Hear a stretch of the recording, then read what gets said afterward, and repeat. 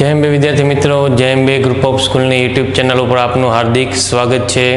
આ વિડીયો લેક્ચરમાં આપણે ધોરણ 9 વિષય સામાજિક વિજ્ઞાન વિશે અભ્યાસ કરવાનો છે। તો આપણે ધોરણ 9 સામાજિક વિજ્ઞાનમાં આપણે પ્રથમ ચેપ્ટર જોઈ રહ્યા હતા, ભારતમાં બ્રિટિશ સત્તાનો ઉદય। તેમાં આપણે ગયા લેક્ચરમાં જોયો કંપની શાસનનો વિકાસ। તો કંપની શાસનનો વિકાસ કઈ રીતે થયો તે આપણે ગયા લેક્ચરમાં થોડુંક જોયું હતું, બરાબર। હવે એને થોડુંક આપણે રિપીટ કરી લઈએ। તો અંગ્રેજ સરકારે જ્યાં બ્રિટિશ પાર્લામેન્ટ છે તેમાં શું નિયામક ધારો પસાર કર્યો, અને જે બંગાળનો ગવર્નર હતો એને શું બનાવી દેવામાં આવેલા હતા, ગવર્નર જનરલ, બરાબર। તેની રીતે મદ્રાસ અને મુંબઈના જે ગવર્નર હતા તેને પણ મૂકી દીધા, અને તેની જે ટીમ હતી, જે ટુકડી હતી, જે ખાતા અલગ અલગ રાજ્યો અલગ અલગ માણસોને જે ખાતા આપેલા હતા એ પણ ગવર્નર જનરલની નીચે મૂકી દીધા હતા। બાદમાં શું થયું, 2-3 મરાઠા વિગ્રહો થયા, મૈસૂર વિગ્રહ થયા। જે ટીપુ સુલતાન હતો એ બીજા મૈસૂર વિગ્રહમાં હારી ગયો હતો, બરાબર, આપણે ગયા લેક્ચરમાં જોયું। અને પછી એને જે સંધિ સ્વીકારવી પડી હતી। પછી વેલેસ્લી આવ્યો, ગવર્નર જનરલ તરીકે વેલેસ્લી આવ્યો। તેને એક સહાયકારી સૈન્ય યોજના બનાવી। સહાયકારી સૈન્ય યોજના આપણે કાલે જોઈ। એમાં સૈન્ય યોજનામાં એવું હતું કે જે રાજ્ય આ સૈન્ય યોજનાનું શું કરે, સ્વીકાર કરે, એને એ સૈન્ય કંપની દ્વારા શું આપેલું હતું, તાલીમ આપેલું। એ સૈન્ય અંદરનું આંતરિક અને બહારના બાહ્ય જે દુશ્મનો છે તેનાથી રક્ષણ કરતા હતા।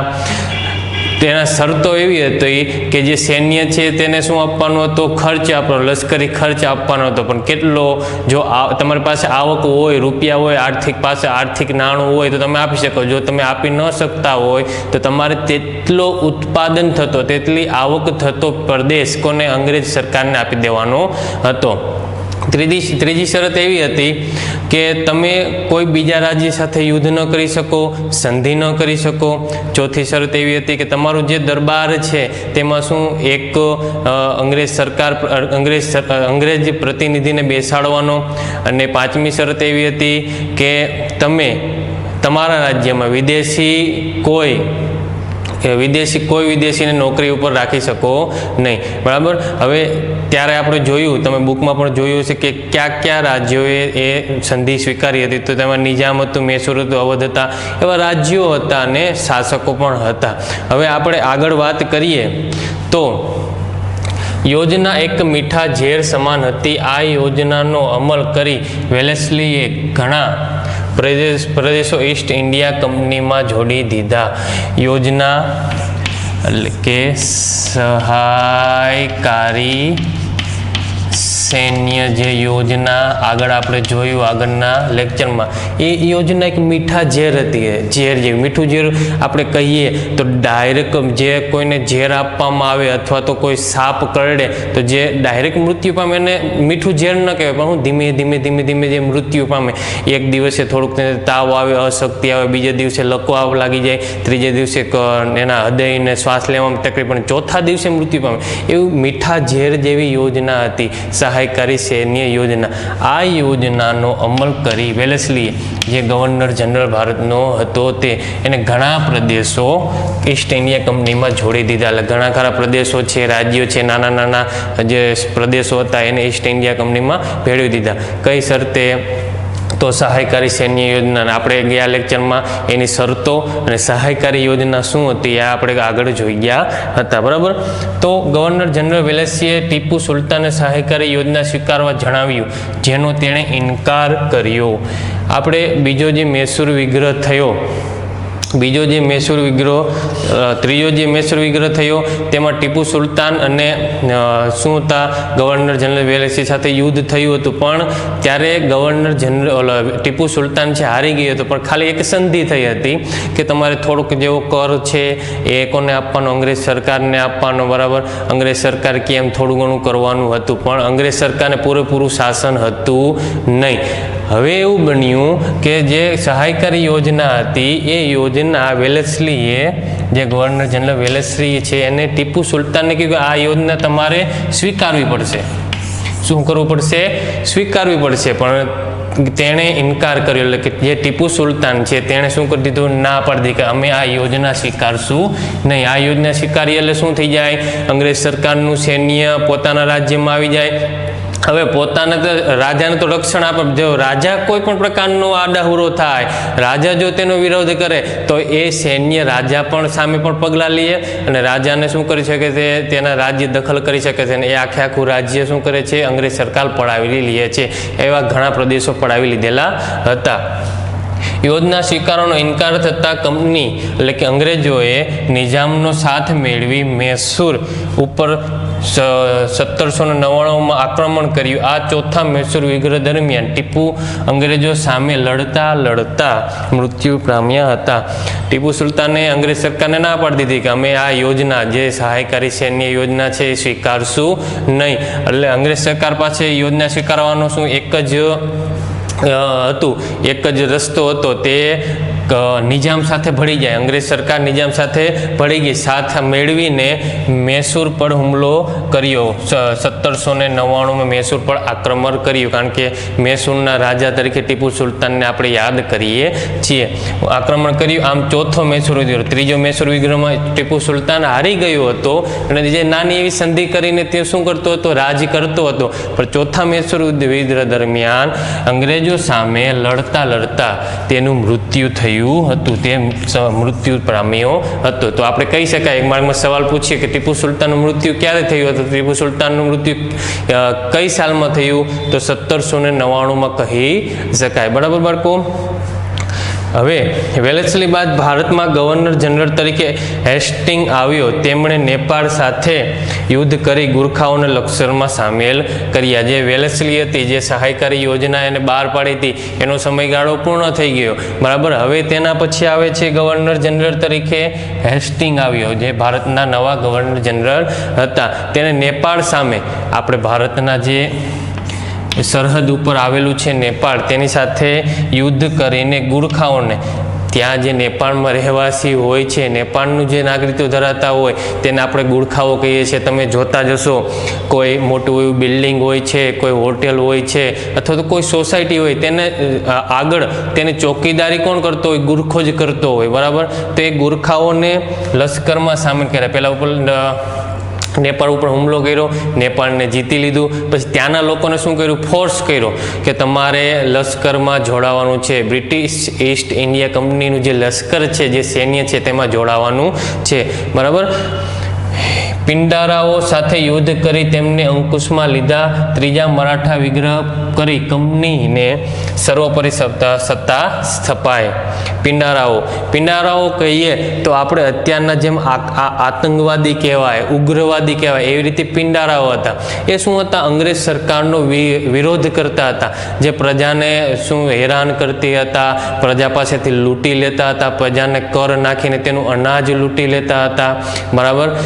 પ્રજા પાસેથી વેપાર ઓછામાં માલ ખરીદી લેતા હતા. એ બધું શોષણ કરતા હતા. તેની સામે એક વિરોધ કરનારા જો લોકો છે એને આપણે પિંડારા તરીકે ઓળખીએ છીએ. તો પિંડારાઓને પણ સાથે યુદ્ધ કરીને તેને અંકુશમાં લીધા, એટલે તેને પણ હલાવી લીધા. કોણ ને નવો જે ગવર્નર જનરલ હેસ્ટિંગ આવ્યો છે તેને. ત્રીજો મરાઠા વિગ્રહ થયો. અત્યાર સુધી આપણે 2 મરાઠા વિગ્રહ જોયા હતા. ત્રીજું પણ મરાઠાઓ સામે યુદ્ધ થયું, અંગ્રેજ સરકારનું, ઈસ્ટ ઇન્ડિયા કંપનીનું, અને તેમાં સર્વોપરિતા સ્થાપી. મરાઠાઓ ત્યારે હારી ગયા હતા અને પછી આખા ભારતમાં સર્વોપરિતા સ્થાપી હોય, પોતાની સત્તા સ્થાપી હોય, તો તે ત્રીજા મરાઠા વિગ્રહ પછી. બરાબર. તો અત્યાર સુધીનું તમને સમજમાં આવી ગયું હશે. હવે તો આગળ જોઈએ.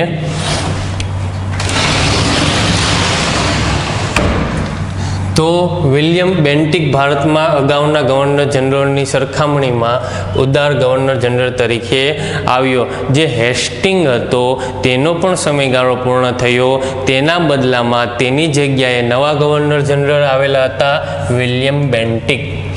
એ એવો ગવર્નર જનરલ હતો, નવા ગવર્નર, જે અગાઉના ગવર્નર જનરલ આપણે વેલેસ્લી જોયા, બેન્ટિક જોયા, વોન હેસ્ટિંગ જોયો, જે પહેલો ગવર્નર જનરલ હતો, તેની સામે જે બીજા બધા ગવર્નર જનરલ હતા તેની સામે, તેની સરખામણીમાં ઉદાર ગવર્નર જનરલ કહેવાયો. ઉદાર ગવર્નર જનરલ તરીકે ઓળખાયો. જે ભારતમાં નવો ગવર્નર જનરલ તરીકે આવેલા હતા તે કોણ? William Bentinck. બરાબર. તો કઈ રીતે એ ઉદાર ગવર્નર જનરલ કહેવાયો તે આપણે આગળ જોશું. અગાઉના ગવર્નર જનરલોએ અપનાવેલી સામ્યવાદી નીતિ રાજ્યોમાં જે અસંતોષ ઊભો થયો હતો તે અસંતોષમાંથી એકતા ઊભી ન થાય તે માટે તેણે ઉદારમતવાદી કાર્યો કર્યા હતા. અગાઉના ગવર્નર જનરલ જે વેલેસ્લી છે, બરાબર, રોંગ હેસ્ટિંગ છે, હેસ્ટિંગ છે, એ બધા શું હતા? એક સામ્રાજ્યવાદી ગવર્નર જનરલ હતા કે કોઈ રાજાઓને ખાલસા સહાયકારી સૈન્ય યોજના અથવા તો યુદ્ધ કરીને તેને લાલચ આપીને તેનું રાજ્ય હડપીને શું પોતાનો જ રાજ્ય વિસ્તાર કરતા હતા, પોતાની સત્તાનો શું કરતા હતા? વધારો કરતા હતા. પણ તેના લીધે ભારત દેશમાં અથવા તો હિન્દુસ્તાનમાં શું એક એકતા બનવા લાગી હતી. અંગ્રેજો એક સામે, બાકી બધું આખું જે ભારત દેશના રાજાઓ છે, નાના મોટા રાજ્યો છે, લોકો છે, એ એકતા થવા લાગી હતી. તેને નાબૂદ કરવા માટે, જે અસંતોષ થતો હતો તેને નાબૂદ કરવા માટે જે વિલિયમ બેન્ટિક આવ્યા હતા તેને ઉદારમતવાદી કાર્યો કર્યા હતા. ઉદારમતવાદી કાર્યો કહીએ તો કેવા કાર્યો? જેવા કે સામાજિક સુધારા કર્યા હતા, સમાજમાં અલગ અલગ પ્રકારના સુધારા હતા, શૈક્ષણિક સુધારા, નવી નવી યુનિવર્સિટી સ્થાપી હતી, બરાબર, શાળાઓ સ્થાપી હતી, સરકારી સેવામાં સુધારા, જે સરકારી સેવા છે, અદાલતી સેવા છે, એમાં ઘણા ખરા સુધારા કરવામાં આવ્યા હતા. અને મોટો વિલિયમ બેન્ટિકનો એક સુધારો ગણીએ તો જે સતી પ્રથા હતી. સતી પ્રથામાં એવું કહેવામાં આવીએ છે કે ત્યારના જમાનામાં કોઈનો પતિ મરી જાય તો તેની સાથે તેની પત્નીએ પણ તેની ચિતામાં શું લેવાનું હતું? અગ્નિ સ્નાન, એટલે તેની સાથે મરી જવાનું, મૃત્યુ પામવાનું. એ સતી પ્રથા હતી. તેનો વિરોધ રાજા રામમોહન રાયે કરેલો ને તેની સહાયથી અથવા તો રાજા રામમોહનની જેને સહાય આપી હોય, જેને સાથ આપ્યો હોય તો એ છે વિલિયમ બેન્ટિક. તેના સમયગાળામાં જે સતી પ્રથા હતી એ ભારતમાંથી અથવા તો આપણા હિન્દુસ્તાનમાંથી નાબૂદ થઈ હતી. એટલે એને સારા એવા કામ કર્યા હતા. જે અગાઉના જે ગવર્નર જનરલ આવ્યા હતા તેના જેવો આ સામ્રાજ્યવાદી ગવર્નર જનરલ હતો નહીં. તેને શું કર્યા હતા? સમાજ સુધારક, શિક્ષણ સુધારક ને સરકારી સેવામાં જે અલગ અલગ પ્રકારના સુધારાઓ લાવ્યા હતા. બરાબર. કઈ રીતે સામ્રાજ્યવાદીનો જે અસંતોષ થયો હતો તેનાથી અસંતોષમાંથી એક એકતા ઊભી, જો એકતા ઊભી થઈ જાય, આખો ભારત દેશ ઊભો થઈ જાય. આપણે અત્યારે ભારતની આઝાદી એ રીતે જ થઈ. શું થયું હતું? એક ભારત દેશ એક તરફ થઈ ગયો હતો, એકતામાં આવી ગયા હતા, બધા એક સાથે જૂટી ગયા હતા. પણ તે પહેલા શું થયું હતું? આ નવા ગવર્નર વિલિયમ બેન્ટિક આવ્યો, એનો ઉદારીવાદે જે નવા શું કર્યા? સુધારા કર્યા. તેનાથી શું થઈ? એકતા થઈને લોકોને એવું લાગ્યું માંડ્યું કે હવે અંગ્રેજ સરકાર આપણી શું કરશે? મદદ કરશે, આપણે સુધારા લાવશે, આપણે વ્યવસ્થિત શિક્ષણ આપશે, આપણે વ્યવસ્થિત રહેવા જમવાનું, વ્યવસ્થિત સમાજ સુધારક સેવાઓ આપશે. બરાબર. પછી એવું પાછું બન્યું ને જેથી કરીને પાછી એકતા થઈને પછી આપણે ભારતની આઝાદી થઈ હતી. બરાબર બાળકો. તો વિલિયમ બેન્ટિક સારો એવો ગવર્નર જનરલ અહીંયા સાબિત થયો. પછી ભારતના ગવર્નર જનરલ તરીકે ડેલહાઉસી આવ્યો. પછી વિલિયમ બેન્ટિકના ગવર્નર જનરલ પત્યા પછી ગવર્નર જનરલ ડેલહાઉસી આવ્યો 1848માં. તે ઉગ્ર સામ્રાજ્યવાદી માનસ ધરાવતો હતો.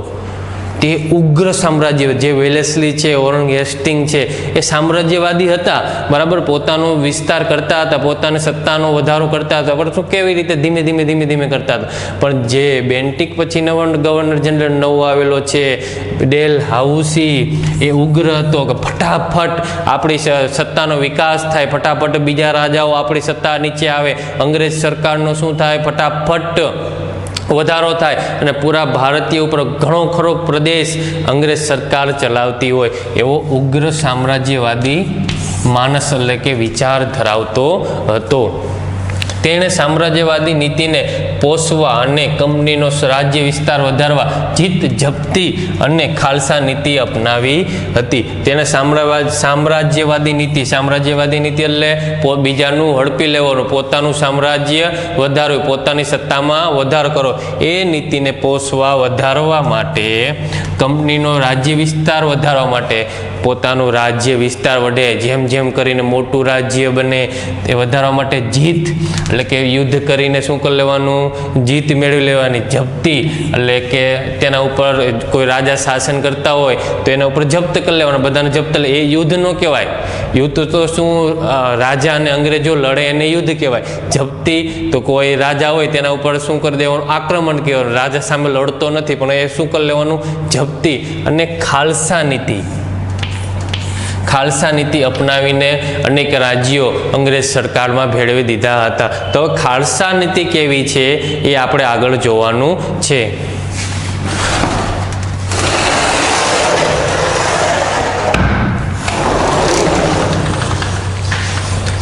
ડેલહાઉસીની ખાલસા નીતિ.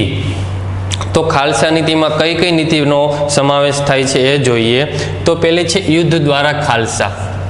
કેના દ્વારા? તો યુદ્ધ દ્વારા ખાલસા. યુદ્ધ લડીને બીજા રાજાઓ સાથે યુદ્ધ લડીને અમુક રાજ્યો પોતાની સત્તામાં ભેળવી દીધા. તો એ હતું પંજાબ અને પેગુ એટલે કે નીચલું બર્મા. અત્યારે જે બર્મા દેશ છે એ નીચલું બર્મા, પંજાબ અને પેગુ. પછી રાજા અપુત્ર અવસાન પામતા રાજ્ય ખાલસા. રાજાનો જે અપુત્ર છે, પુત્ર નથી, અપુત્ર છે, દત્તક લીધેલો છે, ખોડે બેહાડેલો કહેવાય. પોતાનો પુત્ર ન હોય એટલે કોઈનો પુત્ર શું કહેવાય, દત્તક લીધેલો કહેવાય. એ અપુત્ર અવસાન પામતા એટલે કે મૃત્યુ થઈ જાય અને પછી ત્યારે તો એવું જ હતું કે જે રાજાનો પુત્ર હોય એ જ ગાદી ઉપર બેસે. ત્યારે રાજાશાહી હતી એટલે રાજાનો પુત્ર, તેનો પુત્ર વર્ષોથી એ શું રાજાશાહી શાસન ચાલતું આવતું હતું. પણ અંગ્રેજ સરકારે એ શાસન તોડ્યું ને પછી પછી આપણે આઝાદ થયા, ભારત દેશ આઝાદ થયો અને પછી આપણે લોકશાહીની સ્થાપના કરી. તો જે રાજાનો પુત્ર હોય અવસાન પામતા ખાલસા, રાજાનો પુત્ર અવસાન પામી જાય બરાબર, પછી એ રાજ્ય ચલાવવાનું કોને? રાજ્ય કોઈ ચલાવવાવાળો હોય નહીં, તેનો સેનાપતિ અથવા તો કોઈ મંત્રી એ રાજ્ય ચલાવતા હોય પણ તેને પણ શું અંગ્રેજ સરકાર ખાલસા કરી લીધા. તો તેવા કેટલા રાજ્યો? તો સતારા, જેતમપુર, સબલપુર, ઉદયપુર મધ્યપ્રદેશમાં, રાજસ્થાનની વાત થતી નથી. ઝાંસી, બઘાત, નાગપુર. ઝાંસીની સ્ટોરી તો તમે સાંભળેલી જ હશે બરાબર. તેનો રાજા શું હતો? મૃત્યુ પામ્યો હતો ને એનો જે પુત્ર છે એ કેવો હતો? નાનો હતો. ને પછી એને ઝાંસી ઉપર આક્રમણ, તેને ખાલસા નીતિ દ્વારા એને શું કરવામાં આવ્યું હતું? આક્રમણ કરવામાં આવ્યું. ને જ્યારે ઝાંસીની રાણીએ શું હતી? તેની સામે યુદ્ધ કર્યું હતું પણ છેલ્લે શું થયું? ઝાંસીની રાણી હારી ગઈ હતી બરાબર. આ પ્રમાણે ખાલસા એટલે કે પોતાનો અપુત્ર, નાનો પુત્ર હોય, રાજા મૃત્યુ પામે, નાનો પુત્ર હોય અથવા તો દત્તક લીધેલો પુત્ર હોય તો એક રાજ્ય અંગ્રેજો શું કરી લેતા હતા? ખાલસા એટલે કે પોતાની સત્તામાં ભેળવી દેતા હતા, તેની ઉપર સત્તા સ્થાપી દેતા હતા. ગેરવહીવટના બહાના નીચે ખાલસા. તમારું રાજ્ય ગેરવહીવટ કરે છે, વહીવટ કરતા આવડતું નથી, તમારી વહીવટમાં ભૂલ છે, એવા બહાના નીચે પણ ખાલસા કરેલા છે. તેમાં હતું અવધ. અંગ્રેજ સરકારની જે ડેલહાઉસની ખાલસા નીતિ છે તેના અલગ ખાલસા નીતિ છે. તે અલગ રાજ્યોને શું કરી લેતા? હરાવતા હતા, પોતાના રાજ્ય વિસ્તારમાં ભેળવી દેતા હતા. કરજની ઉઘરાણી તળે ખાલસા. તમારા ઉપર વધારે કર નાખવામાં આવે છે બરાબર, તમે કર વ્યવસ્થિત ચૂકવી નથી આપતા તો તમારું રાજ્ય અમે અમારા રાજ્યમાં ભેળવી દઈએ છીએ. અમારી સરકાર હવે તમારા રાજ્યમાં શું કરશે? તો રાજ્ય કરશે. એમાં નિજામનો વડાર પ્રાંત આખો આવી જાય. પ્રાંત એટલે કે એક મોટો બધો પ્રાંત કહેવાય. આપણે કેમ સૌરાષ્ટ્ર કહેવાય, દક્ષિણ ગુજરાત કહીએ, એક પ્રાંત કહેવાય. તો એ નિજામનો જે વડાર પ્રાંત હતો, નિજામ તેને સાથ આપતો જ હતો. સુલતાનને, ટીપુ સુલતાનને હરાવવા નિજામે સાથ આપ્યો હતો પણ તો પણ તેને શું કરી લીધું હતું? એટલે કરજની ઉઘરાણી. તમે કરજ ચૂકવી નથી શકતા તો તમારું રાજ્ય હવે ખાલસા, તમારો રાજ્યનો વહીવટ હવે કોણ કરશે? અંગ્રેજ સરકાર કરશે. એવી રીતે નામ માત્ર સત્તાનો અંત લાવી ખાલસા. ખાલી નામની સત્તા હોય, તેના ઉપર રાજ્ય કરતું હોય નહીં. જેમ કે નિજામ છે, આપણે ઉદાહરણ તરીકે લઈ લઈએ તો ઝાંસીની રાણી છે અથવા કોઈ પણ એક રાજાનું નવાબનું લઈ લઈએ કે નવાબ છે, અહીંયા નવાબનું શાસન છે, પણ ત્યાં નવાબ શાસન કરતો ન હોય, ખાલી નામ હોય, નામ માત્રનું શાસન હોય. શું હોય? નામ માત્ર. ત્યાં શાસન કોઈ કરવાવાળું હોતું નથી. એવા રાજ્યો છે તેનો પણ સત્તાનો અંત લાવી દીધો. તેને પણ શું કરી દીધી? ખાલસા નીતિ દ્વારા પોતાના અંગ્રેજ સરકારમાં પોતાનો રાજ્યમાં ભેળવી દીધા અને પોતાનો શું વિસ્તાર વધારો કરેલો હતો. તેમાં કર્ણાટક અને તાંજોર પણ આવી જાય છે. તો આ ડેલહાઉસની ખાલસા નીતિ હતી. તેની કઈ કઈ નીતિઓ છે? 5 નીતિઓ છે અને એ નીતિ દ્વારા કયા કયા રાજ્યોને ખાલસા કરવામાં આવેલા છે. તો હવે આ ખાલસા નીતિ દ્વારા શું પરિણામ આવ્યું એ આપણે આગળના લેક્ચરમાં જોશું. જય અંબે.